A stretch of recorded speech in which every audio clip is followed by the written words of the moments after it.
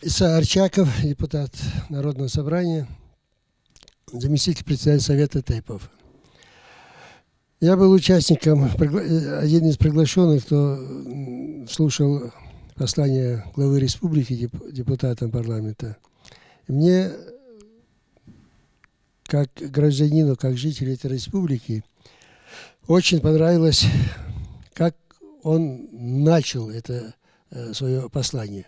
Он, как вы, наверное, все заметили, он послание свое начал с согласия в народе, согласия разных течений, веры, духовных лидеров.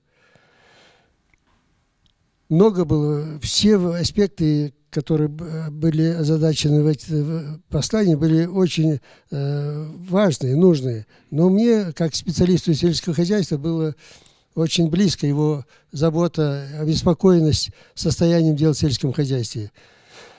В продовольственной безопасности важное, основное место занимает эта земля. Много земли у нас используется не по назначению, много запущенных, много построено хозяйственных, других производственных помещений на плодородных землях. И то, что глава сказал, что нужно провести полную ревизию, полную проверку, меня это радует, как специалиста сельского хозяйства.